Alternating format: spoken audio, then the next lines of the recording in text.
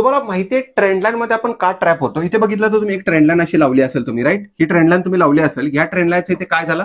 इथे झाला या ट्रेंड लाईनचा ब्रेकआउट. पण तुम्ही ते सेल केलं, इथे तुम्ही सेल केला असता हा वरती रिव्हर्स घेऊन तुमचा काही ना कुठेतरी स्टॉप लॉस झाला. आता याचा रूल काय का ट्रेंड लाईनचा काय रूल असतो मी तुम्हाला सिंपल लँग्वेजमध्ये सांगतो, समजून घ्या. ट्रेंड लाईनचा एक सिंपल रूल असतो की मार्केटमध्ये जर तुम्ही ट्रेंड लाईन लावताय तर 1, 2 अँड 3, 1, 2 आणि 3 तीन टचेसची तुम्हाला ट्रेंड लाईन पाहिजे. 3 टच पाहिजे ट्रेंड लाईन मध्ये, तरच ती ट्रेंड लाईन चांगली काम करणार आहे. या केसमध्ये किती होते? 1, 2 होते, तिसरा ट्रेंड नव्हता, त्याच्यामुळे इथेही फेल आउट होण्याचा. तर हा प्रॉपर एक रूल आहे, पण या रूलमध्ये सुद्धा बऱ्याच काही गोष्टींचा एक्सपिरियन्स पाहिजे तुम्हाला करण्यासाठी.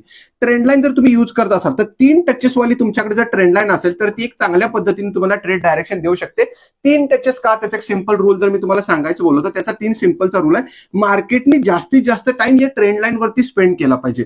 म्हणजे ह्याचा अर्थ काय असतो की मार्केट जर एकाच ठिकाणी जर कंटिन्युअस टायमिंग मध्ये सपोर्ट घेत असेल तर होतं कसं, तो पॉईंट वीक होऊन जातो. जसं की माझा हात आहे, तुम्ही या हँडवरती जर कंटिन्युअसली पंच मारत राहिले तर मी 3 ते 4 टाइम इथे जास्त सहन करू शकतो. त्याच्यानंतर माझा हात कुठे ना कुठेतरी बॅकफुटला जाणार आहे.